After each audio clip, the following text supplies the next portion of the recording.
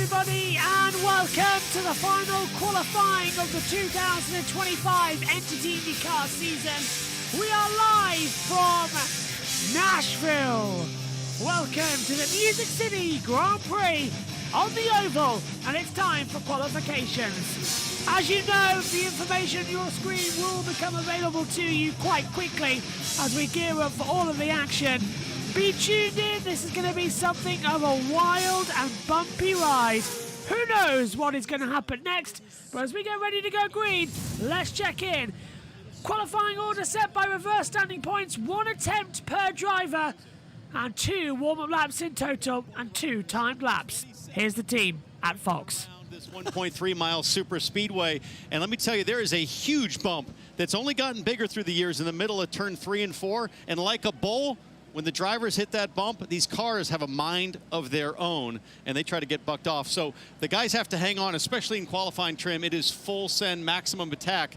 High sketch factor, though. Look, maximum attack when the cars are in their most sketchy setup. You are taking as much downforce as you dare off of these cars to go for that ultimate speed. 2 consecutive laps, average speed over the 2. That's going to set the grid. So these drivers are going to have their hands full today over that 2-ish miles of that qualifying run. The championship is resolved, but there is so much still to play for, not least pride in this very final race weekend of our 2025 season.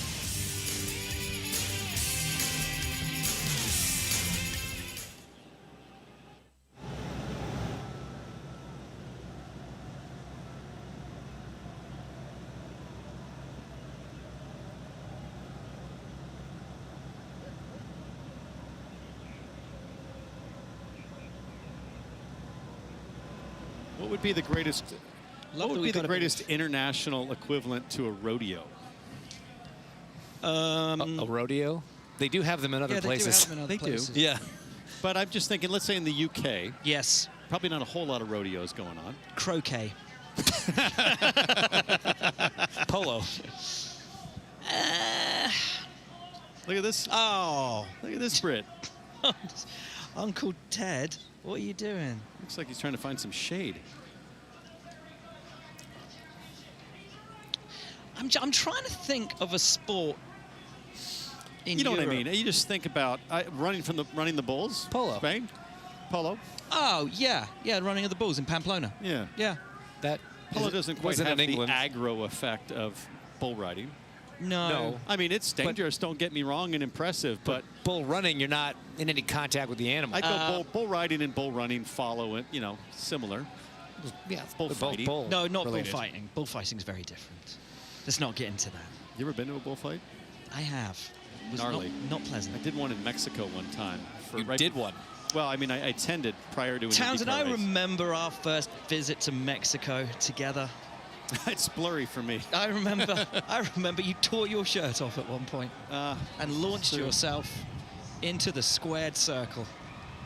Pro wrestling match. Yeah, that was quite With something. a mask on. That was quite something. Yes, no one knew it was you until at the end, although the tattoos should have given the game away, really. Well, I'll never forget finishing that unfortunate display of wrestling amateurness and looking up and watching Bernie Ecclestone stare at me. Look at you, And in be that like, moment, I knew it was my last Take time his in the pass. paddock. Take his pass. He ain't coming back. Available somewhere online for you to view. And all those Formula 3000 years suddenly became pointless, and Townsend's Formula 1 dream ended.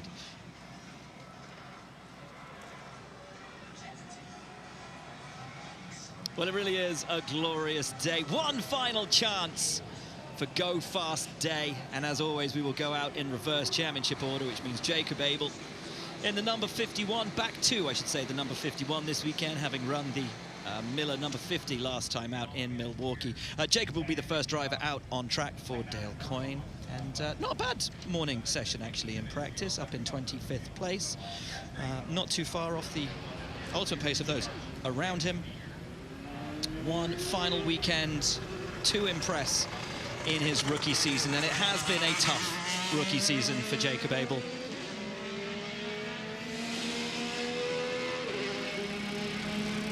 But we'll have the honour of setting the benchmark time here never qualified better than 20th this season. That was at Detroit back in June. Might be one of his better chances to knock into the teens today with his Dogecoin Racing Honda. He was 22nd in Milwaukee, 21st at Laguna Seca on the road course. It was his third best qualifying last time out. I wouldn't be surprised at all. I mean, DCR can always surprise at tracks like this. And where was his teammate in practice? He was 26th, so yeah, not a promising practice. So you're saying there's a chance? Well, Jacob only having 2 finishes inside the top 20 so far this season. Would love to end this rookie campaign with a strong result here. Not really in the mix for the Rookie of the Year battle. And James, we'll be watching this number on every run down the back straightaway. About 194 there for Jacob Abel. Flag, white flag now. so lap 1, a 195.8 average for Jacob Abel. Actually had his best result of the season on an oval at Iowa. Lucked in with the caution period, but had to make it work, had to pull it off, and an 11th place finish for him there. And the other thing we're going to be looking at a lot, T-Bell, is that throttle trace right there. So close to flat out. Full throttle around 3 and 4 for Abel. A little bit of a lift. Good consistency over the 2 laps, though, for Jacob Abel. Barely a change, and it's a 195.779, the average. Now, that's a little bit slower than what we saw out of Abel in practice. 197.6 was his practice time. But remember, track temps right now up at 116 degrees, considerably hotter than what we had this morning. That's just going to affect the grip, because now we see Devlin DiFrancesco lining up for his run. And Townsend, one noticeable difference this weekend, the red sidewall tire is out. The alternate, the soft tire, in use here alongside the harder compound. Yeah, the softies will be the story tomorrow. You have to run 2 sets of the softs in the race, 1 set of the harder blacks, but already in practice for Devlin DiFrancesco, it was high heart rate through turns 3 and 4. A brilliant job to keep that thing from spinning out and a much bigger hit in the wall. It ended up being a brush with the right rear, but still requiring repairs to the number 30. That was the end of practice early there for Devlin DiFrancesco, and his first chance to see the racetrack again is right now. Season high of 5th place on the Indy GP grid. His average on ovals has actually been pretty solidly midfield, around P15, P16, P17. We'll be hoping for something similar today, but your reaction already, James, I think quite telling. With a little wiggle over that bump, that same one that caught him out in practice. And, you know, we were talking about it in that practice show, T-Bell. The last time he was in this race car, it was a quali sim, and it went sideways. You've got to just now get in this car, throw on those softs, which he didn't get a chance to run. You see that hybrid system training, 198 miles an hour, turning into 3. Hits that bump, and again a wiggle. Almost flat on the floor, but not quite high out of turn 4. DiFrancesco has to hang on to it. I wonder if he actually brushed the wall with that. He was incredibly high, Devlin DiFrancesco. 201 miles an hour. Heart in his throat. So he's going to come up to that bump in 3 and 4 one more time. A little calmer that time, it looks like. Looked a lot better through there. This should be a better lap. Checkered flag. Nope. And the consistency is okay, but about a half a mile an hour drop. And this, the call, oh, look at that. And that was the exact same wiggle that never quit on him in practice when he got into the fence. Tremendous courage, again, to just go straight off of the long break while the car was getting repaired. And to your point, James, that's the first time you get a sense to figure out if the car is going to be okay. Will it make it? They always say courage is when you're scared, but you do it anyways. And I think that's exactly what Devlin was probably feeling in the cockpit. We're in Music City, so I can quote Sir Paul McCartney. There is a fine line between recklessness and courage. 3 mile an hour, the difference between DiFrancesco and Jacob Abel, 198.5, Devlin's average. Pato O'Ward's fastest from practice this morning was a 202.3, but don't forget that was with a full track and a tow. All the qualifying runs today, solo efforts out on track, no tow. Stingray Rob. Goodhart Chevy for JHR. Looked a little interesting in 1 and 2 You see that throttle trace, unable to hold it flat out on this warm-up lap, coming to the green here. You hope that your tires are now up to temp. You only have a short distance, short amount of time to get it up there. Keeps it. Oh no. I was just going to say he kept it pinned. How tough is it to keep it pinned around here? All the drivers say you want to keep it flat, but how tough is that in reality? Totally depends on the car. You want to keep it pinned, but you want to keep it out of the bin, too. You do not want to destroy your race car because you were just too stubborn to lift as he goes provisionally to the top of 199.1. I do like the way his car is riding, James, through the bump. The car doesn't generate a huge reaction. You see it kick through the steering wheel, but it doesn't seem to upset things like what we just saw from the number 30 of DiFrancesco. And how much of that is the learnings from practice this morning? His teammate Connor Daly, miserable over the bump, said he thought he was going to crash every single time. Hybrid apparently not being utilized through those laps. But a 1991, a 1989, good consistency, and it's a P1 time, 199036, the average. Out of Georgia with Louis Foster. Louis Foster, a winner a year ago here in Indy Next, but now we're here in IndyCar. You're about to qualify, 7th in line. What's it going to take to be fast? Yeah, I think we had a good practice session today. I was fastest in my team, and I think we've got a good understanding of what we need to bring to the tables for qualifying. It's going to be a mixture between cars running on the rear wing hole 2 and rear wing hole 3, which basically is how much drag or how much downforce you're going to have in the car. We're rolling out in hole 3, which is the more conservative side, so simply it's keep it pinned for 2 laps and see what happens. Hopefully the car is as fast as it looks. Obviously we got the new livery this weekend with the designated organic tequila on board. The car looks great. Good luck, Louis. Yeah, cheers. Thank you. Robert Schwartzman, pole sitter at his very first Indianapolis 500 back in May, but since then, running on the ovals, qualifying hasn't been smooth sailing, but he does have 2 top 10s to his name on oval tracks this year. Schwartzman hoping to qualify up there, back towards the front, as he did at the Indy 500. What a brilliant day that was. What an incredible moment for everybody at Prema and for Robert Schwartzman in their first ever Indy 500. And this is a big weekend for both the 2 drivers. One that we're looking at right now, the one we just heard from, Louis Foster. 2 rookies in the battle for the Rookie of the Year championship. And that means a lot to young drivers, guys. You only get 1 shot at being the Rookie of the Year. You can come back and try to win Indy. You can come back and try and win a championship. But you only get 1 crack at this. 8 points separate them to Foster's favor. And so this weekend, there's a lot riding on it for these 2. Worth noting, in all of the glittering achievements of his career, Alex Palou was not Rookie of the Year in his first season in IndyCar. 1996, hell of a first lap for Robert Schwartzman compared to those who have gone already. Wide open on the throttle too, Will. He did a great job to keep it locked down. And that is easily to the top. 199.546, half a mile hour to the good over Stingray, Rob. And here we are, the class of 2025, hence just as you were talking about. Indy 500 pole winner, likes his own music, and Aura Farm. That's an IndyCar first, my rap music. I believe it is. You got Louis Foster with his pole at Road America, not the Beatles, which is an upsetting thing for you, Will. I know you don't love that, but there you go. There's the points gap. Louis Foster to the good by 8 over Robert Schwartzman.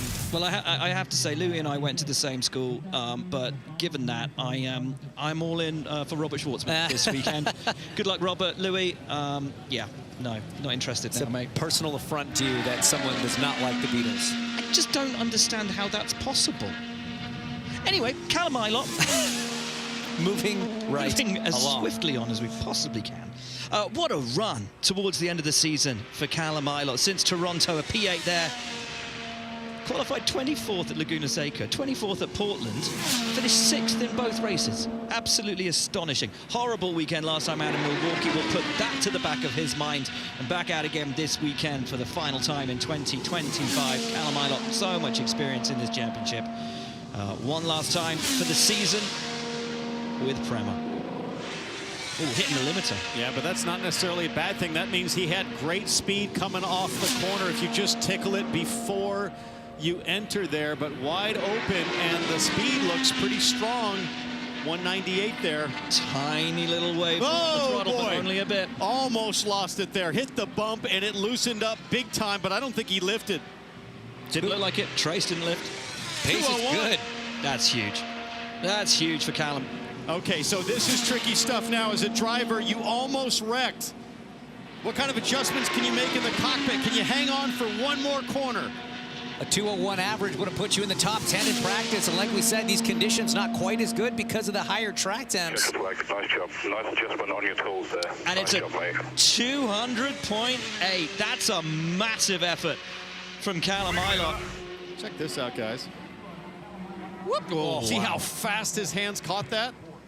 You have to at 190-something miles an hour. But guys, this is what we're talking about. Like, this is going to be every car for this entire session. You're going to be so hyper-focused on what's happening over that bump. And then they got to do it 225 times tomorrow. While he's slowing down, let's hear from Connor Daly. Connor Daly is set to qualify, but before anything happens, something major just happened in front of your car. Someone just got engaged in front of your car. How cool is that? Is that maybe some extra speed? Great energy, we hope, yeah. Love to see some love celebrated here at the Nashville Super Speedway. This All-American Rejects Chevrolet is going to be really fast, we hope. This morning was chaotic, and a lot was going on over that bump over there, so we hope we've dialed the sucker in, and yeah, and just try to pin it flat and never lift until you end up in the hospital. So yeah, we'll be all right. Pin it flat and never lift. Connor Daly.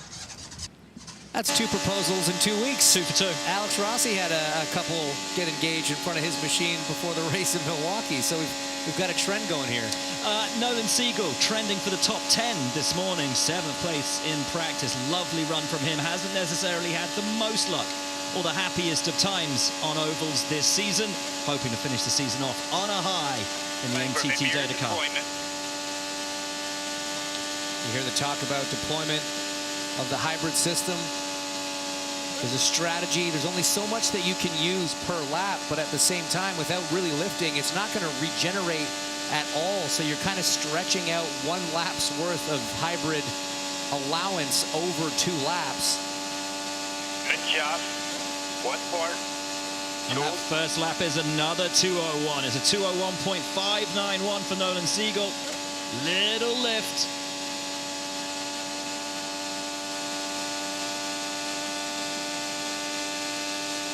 Over the bump. There it is, that white patch. Keeps it pinned. Big commitment from the young Californian. Big run from Nolan Siegel. And it's enough to take over at the top again by a .5 mile an hour. 201.3. And that's tidy. Really tidy from Nolan Siegel. It's pretty much on par with what he did in practice. A 201.5. Sorry. A 201.4. And all without a toe. Picked up a few mile an hour this morning, so it's a little stronger. And that's the thing, guys, when it comes to qualifying setups, there's the mechanical setup on the car, sure, but then there's lots of little details, prep work that the teams do to get that extra little bit of speed. It close off a lot of the cooling on the race car because you only need to keep it in the right temperature window for 2 laps, so you can afford to block off some parts of the car that are very draggy, that slow down the speed in the straights. So it's not uncommon to find a couple mile an hour between practice times and qualifying times, even if track conditions aren't as ideal. What's Louis Foster got in his locker? A man who's been on pole in his rookie season in the NTT INDYCAR series, albeit that on a road circuit. The team have found ovals a lot tougher. He may have a terrible taste in music, but I think in qualifying he has been pretty outstanding this year. Let's see if he can get it all together in the final weekend on an oval. Told us he was going to take hole 3 over hole 2, so a little more downforce to the race car, and what it shows on the back straightaway, 197, 198, but a big lift through the middle of the corner. So huge handling issues for Louis Foster. It was looking really good. They said he was the fastest on his team in practice. That was P14, not the type of racetrack that's benefited this organization compared to some of the others. Just watching the throttle, this looked a lot better, though.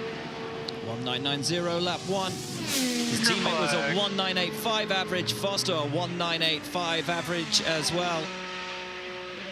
Well, oval's not his friend. Foster preparing the long and winding roads. These drivers coming up after the break.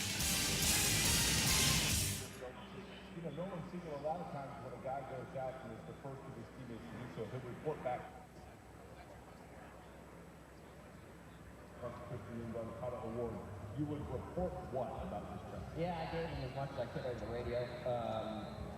I think it's a little greasier than it was in practice. Scrubbing a little bit with understeer.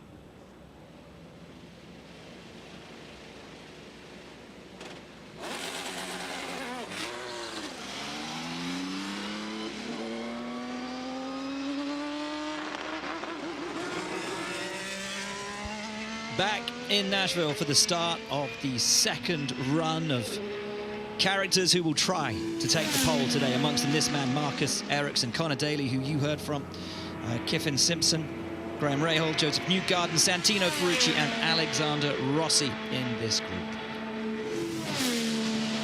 Marcus really wanting to end this season well. I know we say that a lot. Every team, every driver does, but it's been a bit of a muted year for him on the 28 machine. He's got a big week coming up. Week on Monday, he's getting married.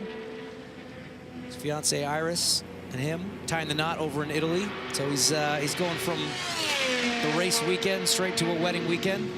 Oh. And he's already having to work for it, coming to the green. That's such a confidence zapper when you're not even at full song yet, and the car's already just not talking to you the way you want it to.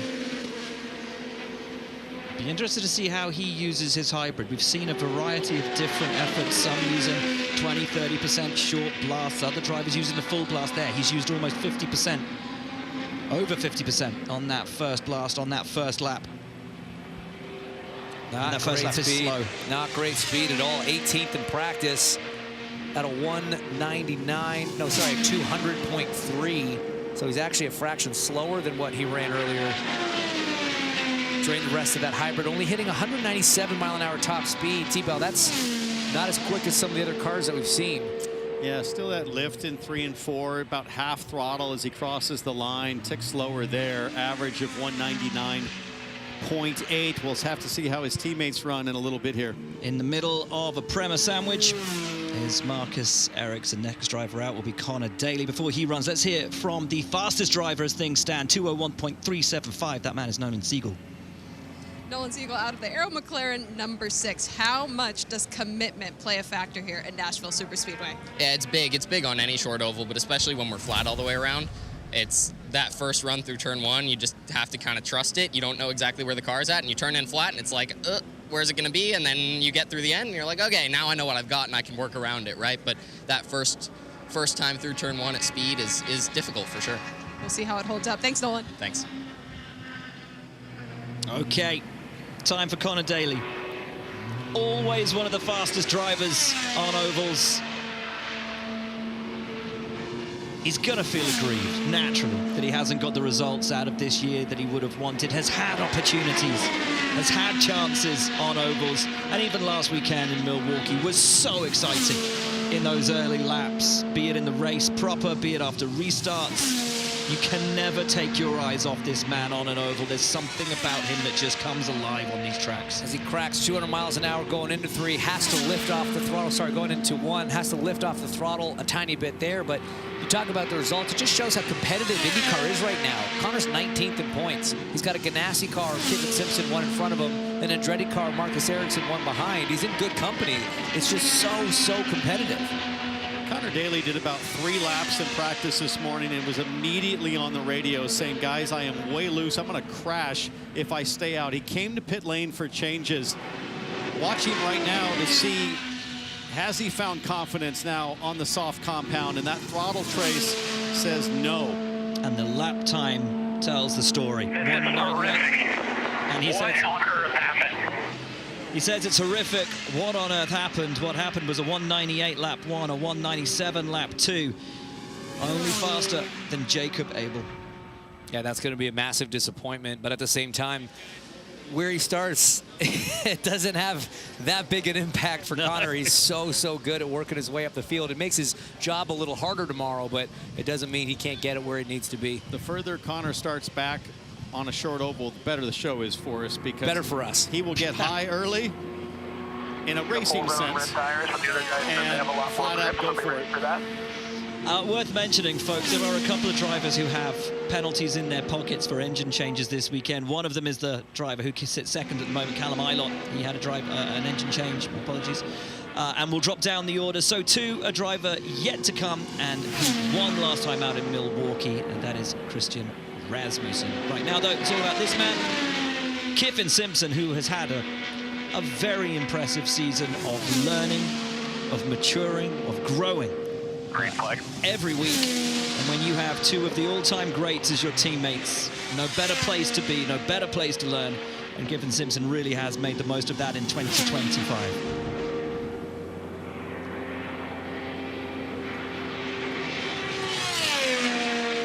Looks to me like maybe a bit conservative on the downforce level.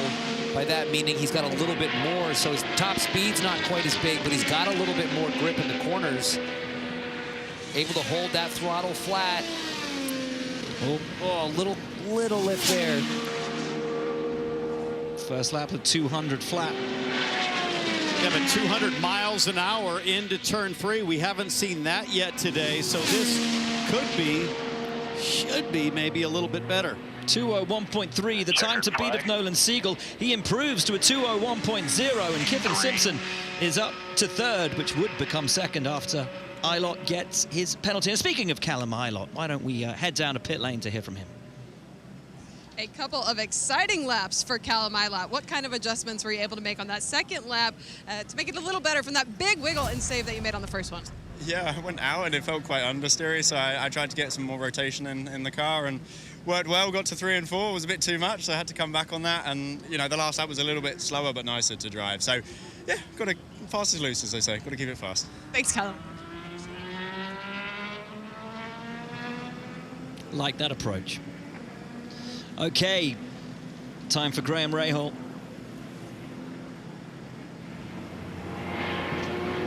Team leader at RLL.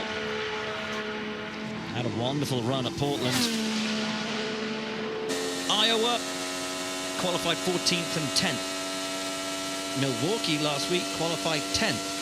So there is potential, there is promise in this car and in this driver package.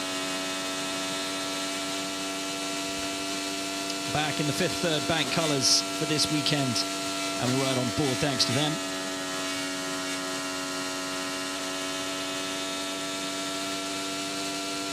Deploy on the back.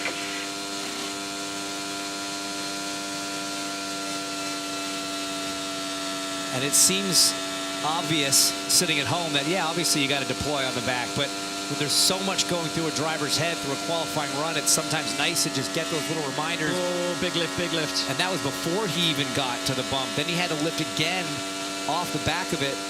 That's going to hurt the speed for sure. And there it is, 198.6. Not where Graham wants to be right now. A lot of kickback through the steering wheel, even through 1 and 2, where there's not the big bump. But you watch here in the middle of 3 and 4, almost tries to rip the wheel out of Graham's hands right here. Yikes. That was a better run. Didn't upset the cart quite as much, but still a struggle for Graham over 2 laps. Consistent, though, on speed. And consistent with his teammate. So a 198.6 for Rahal, a 198.59 for his teammate Devon DiFrancesco. We sit on board the driver's eye view for Joseph Newgarden. One final chance for this guy to do what this guy does best, and that is take it to the absolute limit on an oval. You see that map change there. Map 8 was where he started. That'd be a very conservative map from a fueling standpoint. Switches to map 3. That's probably a warm-up map. I bet we'll see another change by the time he comes to take the green flag. This will be the warm-up lap. Remember, they run in reverse championship order. Joseph Newgarden's not used to going out this early in oval qualifying, such as the struggles he's faced this year, the bad luck he's had this year, sitting 16th in points right now into the last race. Just listen, sounds nice and committed to the throttle, coming to the green flag. Green flag. See that left thumb working the weight jacker. The tiny little kiss of the hard limiter. That's that noise you heard. That's the rev limiter that's programmed by the engine manufacturers. He's running a speed jacker. I think he is. I wonder how many guys are doing that. I don't think we've seen one yet. First one we've seen committed over the bump in 3 and 4. I was surprised we didn't see a downshift there coming off of 4. And the throttle trace was absolutely pinned. No wavering from Joseph Newgarden. He has kept his right foot absolutely stuck to the floor. You see that downshift to 5th off of 2. Bleeding just a little bit of speed. That left thumb is used to lower the back of the race car and improve drag, as lap 2 is still solid for Newgarden. He goes to the top, but raises his hand. In some false limiter. He said it was in some false limiter. I mean, we heard the hard limiter, but there may have been something else not firing quite right. As we get another driver's eye view on board Santino Ferrucci. This will be interesting because Santino Ferrucci and his team, AJ Foyt Racing, interesting that he's taking the apron, not up on the racetrack. Just going to say that. Only driver we've seen to not go straight up onto the track. I assume that's driver's option. Yeah. Normally they point you straight up onto the track, but we'll see. I'm just curious with the technical partnership between Team Penske and AJ Foyt Racing, does Ferrucci use the weight jacker to speed jack his car as well? Townsend, for those tuning in, who maybe weren't with us back at the Indy 500, explain exactly what they're doing when they're using that button. Yeah, so typically the weight jacker was invented as a handling tool to adjust the handling of your race car in the corners. But what's evolved through the years at Indianapolis is drivers using the weight jacker to adjust the ride height of the back of their race car for better straight line speed. And you can still use it for handling adjustments as well, but it's sort of an unexpected benefit as Ferrucci, they see that left thumb working the weight jacker to lower the back. Could have been a balance adjustment too, but I've never seen on a short oval, or at least here at Nashville, a driver using the weight jacker like they would at Indy, which is what Newgarden just showed us. Yeah, I wouldn't know if I consider this one a short oval, just being over a mile in length. I know we kind of typically consider a speedway a mile and a half, but this is 1.3. It's close enough. I think it drives more like a hybrid between a super speedway and a short oval. We formally call it a super speedway. Exactly. But I've just never seen the weight jacker used in that regard. Super clever. Well, Santino keeping it pinned on the throttle all the way around, moves up to 5th with a 200.4 average. Yeah, big drop off on lap 2 there. A little bit of a bigger difference than what we've seen from most of the runners so far.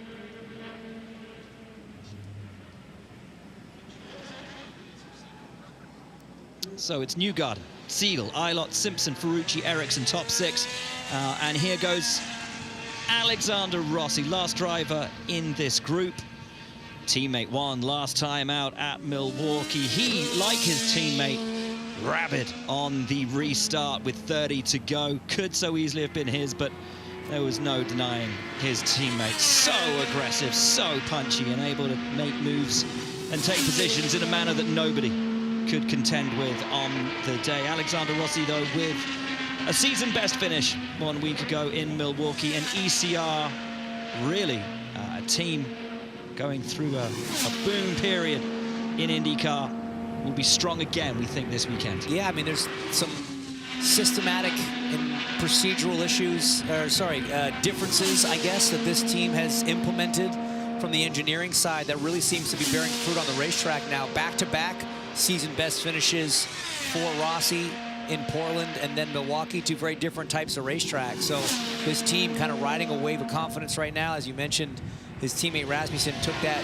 maiden win a week ago at Milwaukee, and this is a type of racetrack that's right up both of their alleys. Man, that car looked locked down over the bump. That's probably the best handling car I've seen in 3 and 4.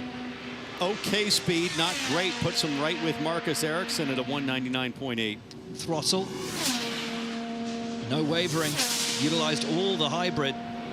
Maybe just too much downforce, Will. Potentially that.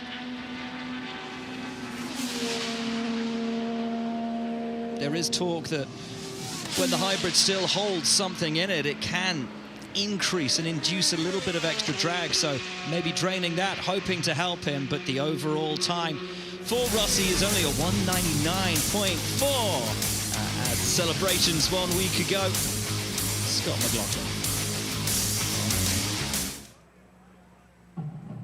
The Honda Ridgeline Passport Pilot are in a league of their own when it comes to rugged capability.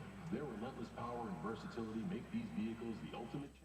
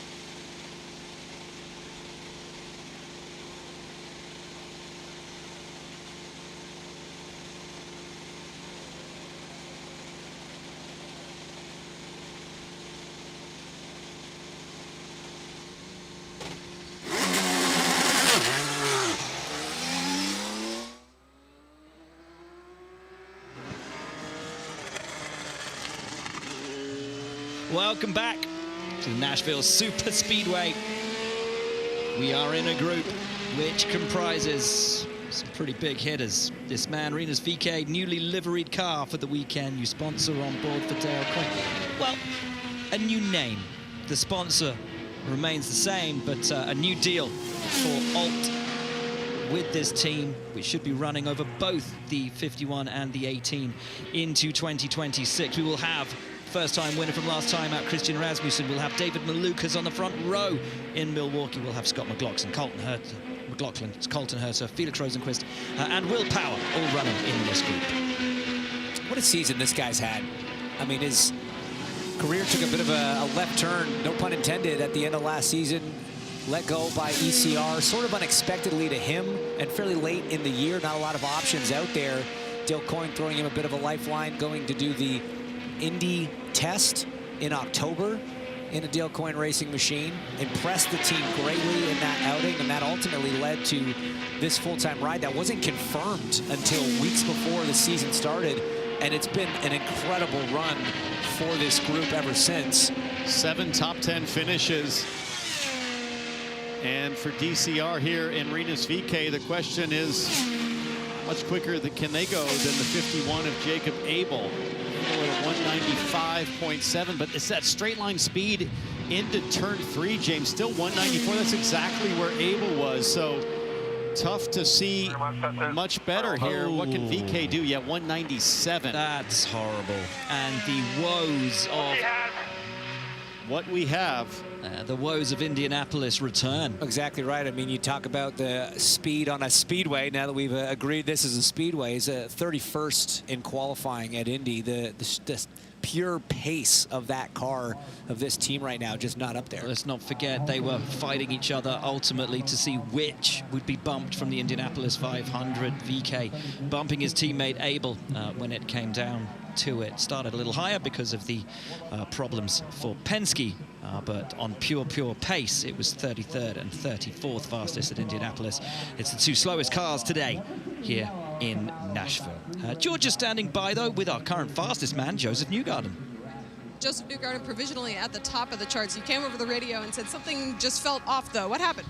Well, I didn't shift to 6. I don't know. It was like it was in a false limiter. Very bizarre, but I think that's our year. You know, whatever weird can happen is going to happen, but good to be here with the Stemo and Team Chevy and trying to have a good race tomorrow. Nashville, obviously home for Joseph Newgarden.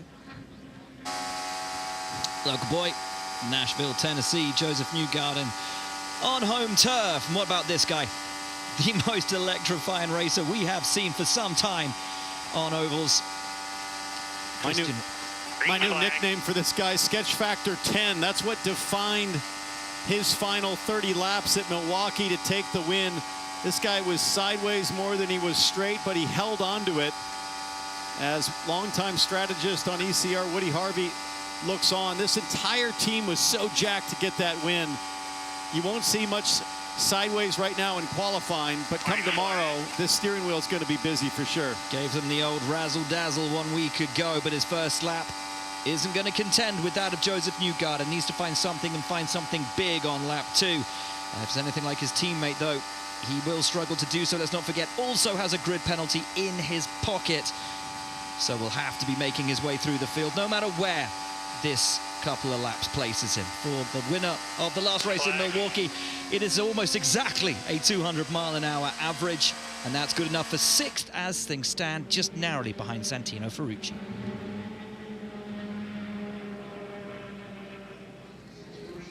Ed Carpenter watches on, and guys, he's got to be proud with the change that he's seen in his team, the growth, given how much of a massive change they had over the winter and where he finds himself now at the end of the season with a win in his pocket.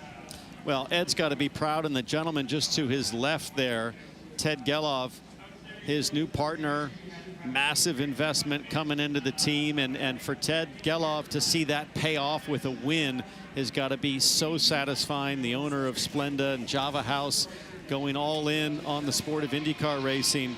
And he's a competitive guy. I mean, listen, Ted, college football player at Purdue. You don't have to tell that guy what winning can do for an organization. And expectations are high. And I think Ed's responded well, making adjustments on his race team, willing to turn over every stone in the pursuit of victory. You talk about expectations being high, Townsend. They don't come much higher than for this young man, David Malukas.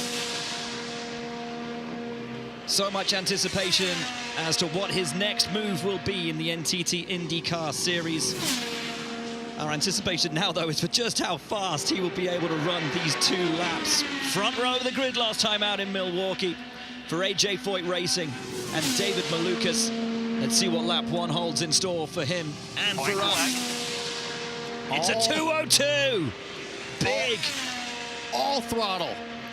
No lifts and big speed. That's what you want. Straight line speed, but corner speed to match. Never had a pole position in the IndyCar Series. He started second 4 times. Twice of those have been this year with AJ Foyt Racing. Tracking right now to be sitting up top provisionally. Still a handful of guys to go. All throttle, all the way. 2:01.9. It's up to the top for David Malukas, where we have come to expect him to be on an oval. Lovely Good stuff. Boys. Good stuff. Really, really good. Very happy with that. Happy with the run, happy with the balance. As the next Penske threat, Scott McLaughlin, heads out onto the track. That lap time would have put him P2 in practice this morning, so strong run from Malukas. How much of Newgarden's run, how much of his reporting will have enabled McLaughlin and the Penske organization to make a change to this car so that McLaughlin doesn't experience that same false limiter that seemed to affect Joseph Newgarden on his run. And if it was stopping him from being able to be in the gear that he wanted, that's such a crucial part of these qualifying runs. The engineers, it's got a painstaking process trying to make sure you put exactly the right gears in the car. Just kissing that limiter at the end of the straights is kind of what you're aiming for. But I'm interested to see if we see Scott McLaughlin do that same weight jacker trick. Doesn't look like he's doing it. So Newgarden seems to be the only one so far. So you heard his engineer say try to hold 6th, which means they probably had a shifting strategy that was going down to 5th, but they've switched up from the pre-session plan to hold 6th the whole way around. Look at how beautifully light the touch is from Scott McLaughlin on the steering wheel. This guy is a Downshift this lap. absolute violin player as he gets a reminder to downshift this lap mid-corner. But that right index finger just gently cradling the steering wheel. He has a soft touch and a high finesse level. It's one of the reasons he's been such a quick learner on the ovals. You saw a bar adjustment with his right hand, then an engine adjustment on the wheel. These drivers working hard. They're busy behind the wheel. Oh, but it's only 4. Slower than Siegel, slower than his teammate. Critically slower than David Maluka. Scott McLaughlin, second row as it stands. Not where he would have expected to be. One man who is exactly where we expect him to be, though, is David Maluka, sitting pretty at the top of the times. Guys, it's a similar situation to last week, hopefully less anxiety-inducing. Do you think this one's going to hold up? I don't know. That's what I thought with the last one. So I'm not thinking anything this time. But honestly, that was just an incredible car. Look, here, this is, I mean, a lot of these guys, pretty much majority of this field is staying flat here. I mean, that's just how this play is. So it's a little bit like Indy, where it's a lot based on that setup. And those guys, I mean, right until I got into the car, we were working on that setup. And damn, that was beautiful. That was really good for the number 4 Clarence Technologies car. So either way, I know we'll be up there. So very, very happy with that qualifying. David Malukas and oval qualifying, they just go together, guys. They most certainly do. Okay, Colton Herta, winner here 1 year ago. Said that they've made the winner's trophy, a Gibson Les Paul, in the colours of Gamebridge this weekend, so he feels it's naturally coming back to him in 2025. Not been the best of seasons, as we know, for Colton Herta. No wins on the board yet. But one more chance on a circuit that he loves. His teammate Kyle Kirkwood had the pole position here last year. Right now, there's a Chevy Stronghold up top. 1 through 5 are all bow ties. Colton looking to break a Honda into that top 5 and keep it there. He had to work for that win last year as well, guys. He had to make some bold moves. Late race pass on Paddle Award for the win. Watching that straight line speed, though, into turn 3, it is not magic. Just 197 for Colton Herta. So if he's going to do it, it's going to have to come from corner speed. But I'm afraid it's soft. And it's off by quite a considerable margin. 200.4 is lap 1.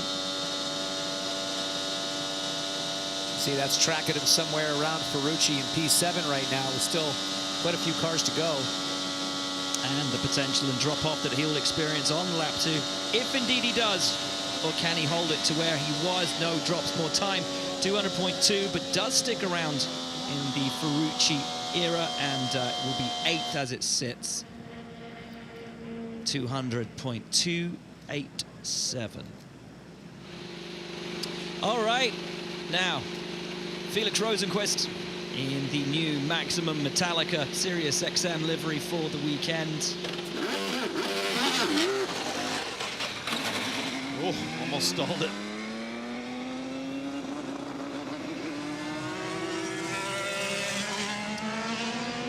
Felix hoping to ride the Lightning this weekend in that car.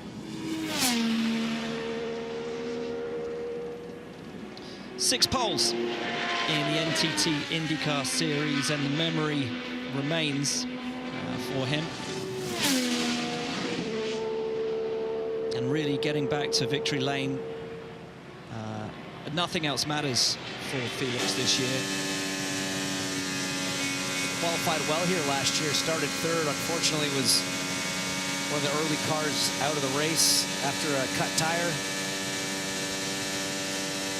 Right on board thanks to SiriusXM, and I got to say that the driver was to forego his spotter and his pit box and take audio and music. Metallica would be a good choice for qualifying here. Pin your ears back and just hang on, because this place is all about courage, especially through the middle of 3 and 4. And fired up. 201.9. Malukas' average for the 2 laps. What's Rosenquist got? It's only 200.7 for lap 1. Car balance looks terrific, and ride control over the bump equally as strong, but it might be the case of maybe just a tick too much downforce. Pretty good hit to the floor there. But didn't seem to upset the car. No. No, MSR, he crossed the line, 200.599 for a 200.696 average. Not bad at all. MSR with that technical alliance with Chip Ganassi Racing. They share engineering information.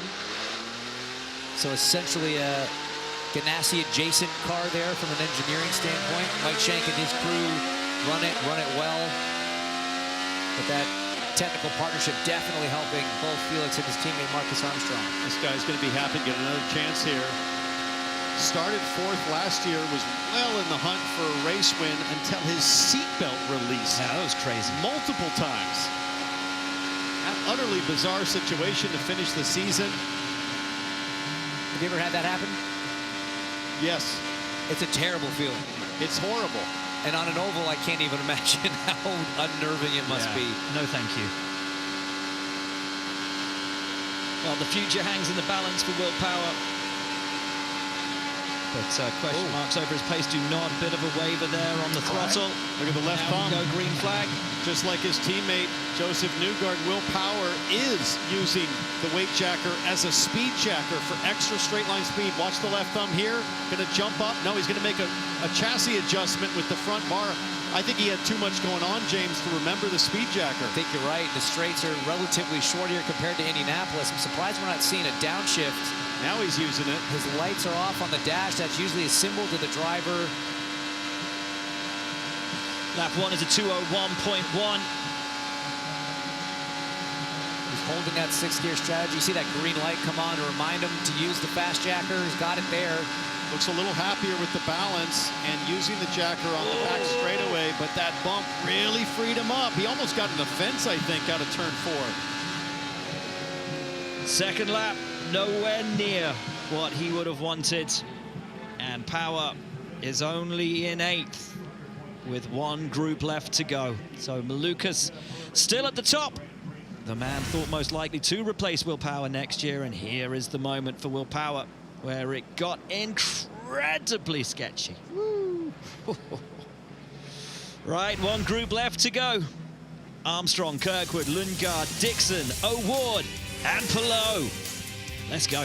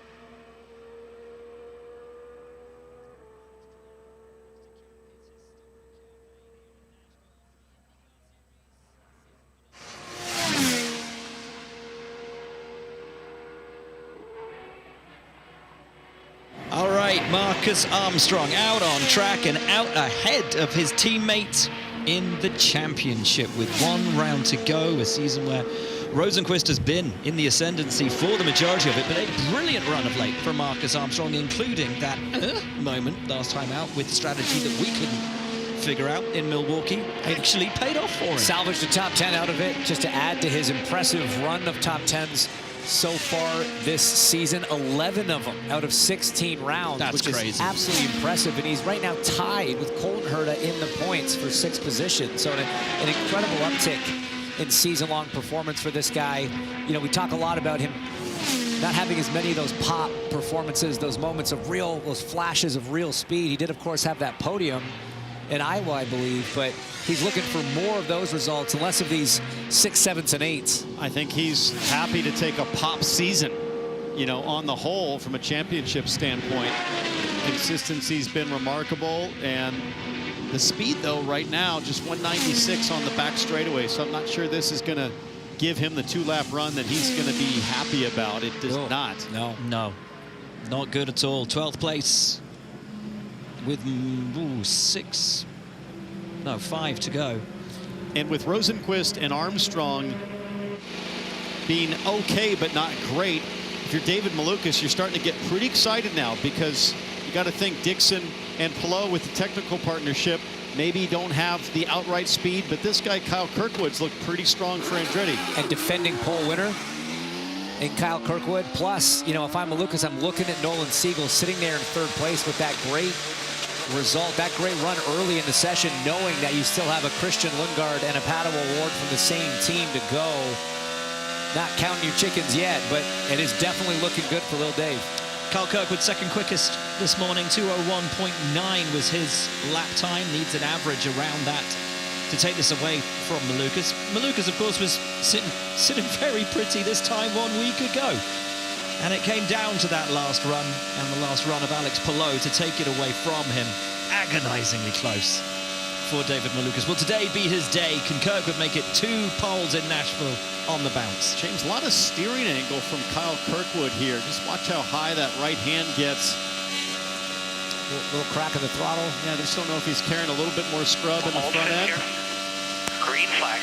He also, as he makes an adjustment, you see the right hand go down. It's a front bar adjustment that he's making. Trying to add a little bit of front grip, flat out through 1 and 2. Maybe the tiniest little lift, called a driver flag is what we call that. Sees 197 into turn 3. It just sounds like these Hondas are not able to get that same top speed we're seeing out of the Chevy contenders. Nope. You think that first lap for Malukas was up in the 202s. That's what you're going to need to contend. Hands are thinking about adjustments. I'm not sure he put it in, though, with the rear bar.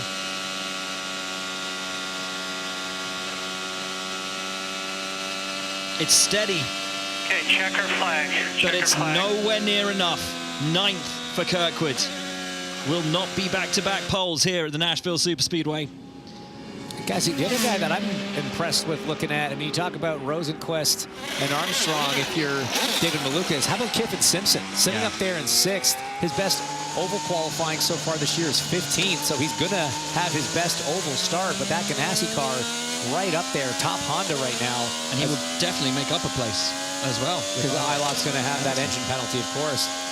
So now you've got Lundgaard. This is the first guy I've got my eyes on if I'm Malukas. What do these McLaren cars have?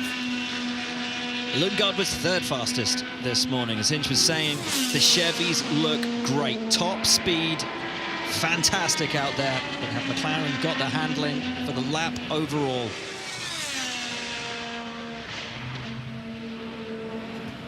Great drone shots. Just give you the. I mean, it looks fast from the drone. Yeah.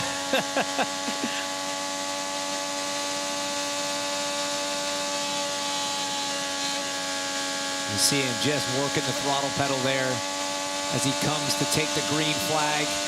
Warm-up lap 196. Front end looks pretty strong, like it's delivering decent bite. 203 going in to turn 1. What can he hit on the back straight? Not quite the 200 that we've seen from some of the top cars, but he lifted and then he rolled into the throttle for the bumps. He's sort of anticipating the bump by pitching the car back on the throttle there, but I don't think you want to lift. But it's a decent first lap. It's 2:01.7. If he can find time on this second lap, he will be there to compete with Malukas. Pin it right here. Yeah, don't anticipate the bump. Just drive through it. It is what it is at this point. Yeah, but it was a little bit flatter that time. It was a little closer. Can Lundgaard do it? Has he found enough? Lap 2. That's second. 2:01.7. That's a good run. That's a great run. Wow. And if I'm Pato O'Ward, that gives me a lot of confidence in the car I got beneath me and knowing exactly what I need to do. Because if he'd been able to hold that thing pinned for 2 laps, I think that would have been enough to had a lot of understeer. take Malukas off the top. Fascinating that he preempted that bump with the tiniest little feathering of that throttle. 3 to go for David Malukas, and I know he said, I'm not counting on anything. He'll be tweaking right now at these last 3 runs to get his first pole. It was the last run of qualifying a week ago in Milwaukee. He was sitting pretty. Your championship winner. He's tweaking. Yeah. Once again. Championship winner Palou goes out on that last run, blitzes the field to get pole position. Malukas once again in that helpless position of just sitting there and watching, unable to do anything else.